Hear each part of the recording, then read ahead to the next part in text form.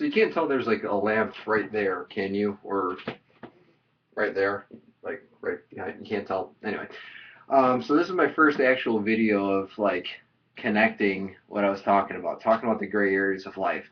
And I don't expect this to be any more than 10 minutes. It might be shorter. Or it might be a lot shorter. I don't know how much I have to say about it, but usually I'm pretty long-winded about stuff.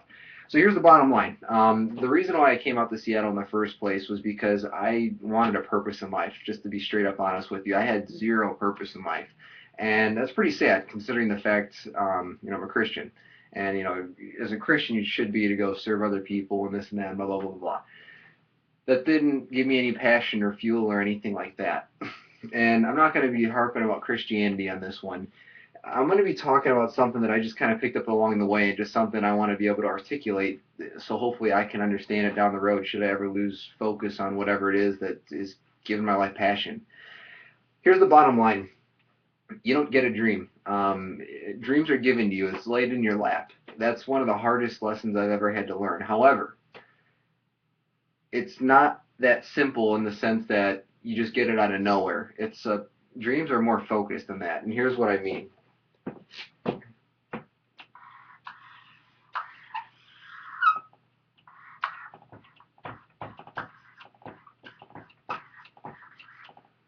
One of the saddest things I've ever seen in life is that people who have absolutely no purpose, who have absolutely nothing to live for. They have no family. They're the homeless guy in the street who has absolutely no hope.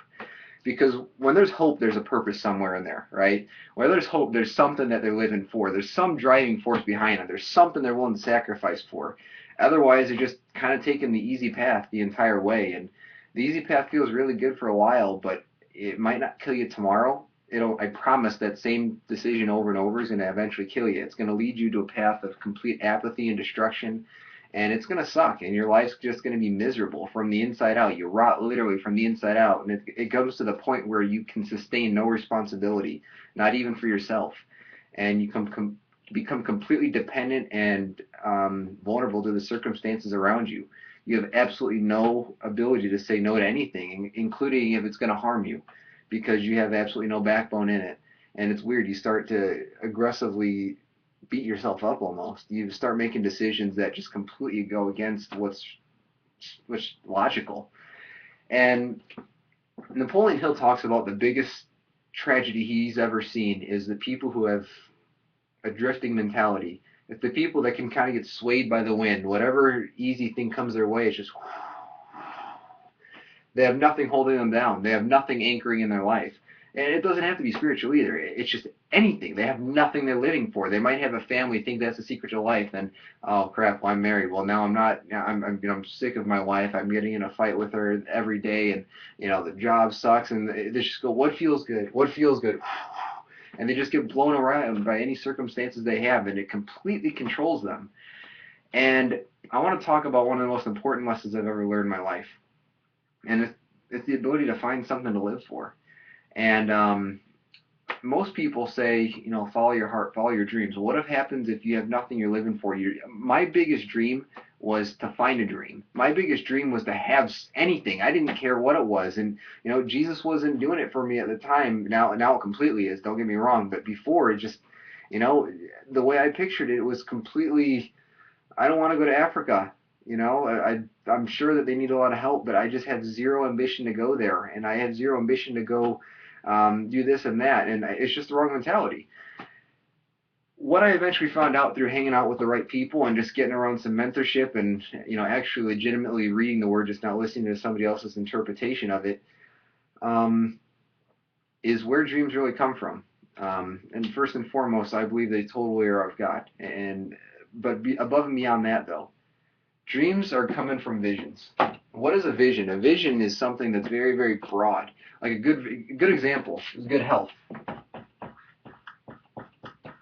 So good health. When you ideally think of good health, you're thinking of in shape. You're thinking of like the muscles. I'll use my finger there. Anyway, you're thinking of just you're tan, you're hot, you're sexy, you're just attracting everybody. You just feel amazing. You're never sick. In fact, you don't think of never sick. You just completely think of amazing health. However, a doctor, when you think of a doctor, that's not the idea of good health, right? You don't think of a doctor. That's the worst place you want to be. That being said, though, man, this glare is killing. Sorry about that. That says health.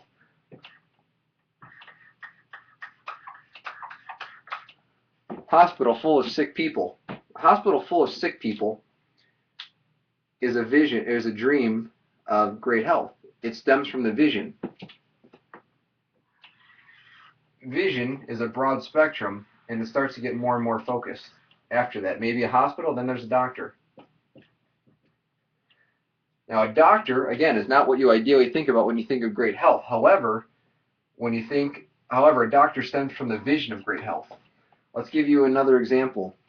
I can't think of another example right now, but hopefully you get what I'm saying. Like the point of church, for instance, the whole Bible isn't about the church. However, the church is part of the vision of the Bible. Same thing with health, same thing with anything.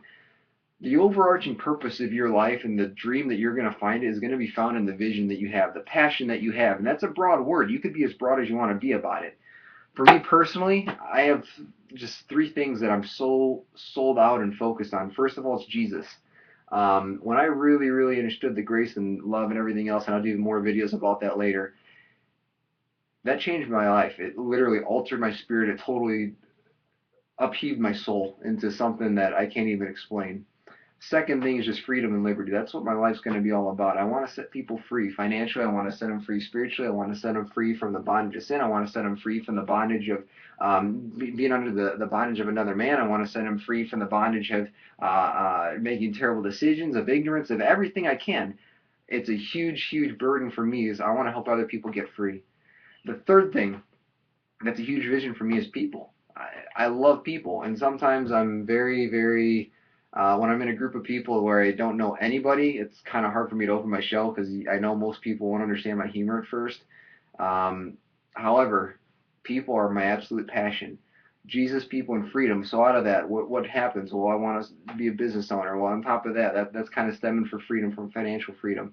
On top of that, I want to constantly be in the Word just so I can keep my edges sharp. On top of that, I have a vision of funding. I want to be a multi millionaire, and I believe I'm going to. So I could fund ministries all around the world. Now, when you think of a multi millionaire, you don't necessarily think of freedom. However, that dream of having millions stems from from the vision of freedom. And so again, just to recap, the vision, the single word, the mantra of your life. You don't need a mission statement. You need a mantra. You need something that you could sum up in one word. It defines who you are, defines who your spirit is. Freedom. Could be God. Could be whatever you want it to be. It could be great health. Could be anything. Whatever your passion is, define it in a word. Out of that vision is going to come a dream. Out of that dream is going to come your excitement. Out of that dream is going to become like what you get excited about. You eat, sleep, breathe everything every day about it. Out of that dream is going to live your day-to-day life. Out of that dream is how you're going to make your decision. And all of a sudden, every decision you make is going to be, does this help me get closer to my dream? Does this help me get closer to my vision? Does this help this cause? And you start not getting invaded by the world. Instead, the world starts to serve itself to you because you know where you're going. And when those winds of life come around, when you're going through some garbage in your life and you're having to sacrifice, you're willing to sacrifice for it. Actually, you're not having to go through something like, oh, this sucks, let's go do the first thing that feels good, because usually that's destructive. Now you actually have an anchor in your life where you're holding on to the anchor, and it's just something that you could hold on to for the rest of your life. So I might end up redoing this video, but for now, that's what I have. The vision, the dream, and the passion of your life. It's pretty much based in simplicity, but it's one of the most important lessons you could ever learn if you could really understand how to grasp it. So, hope that helps.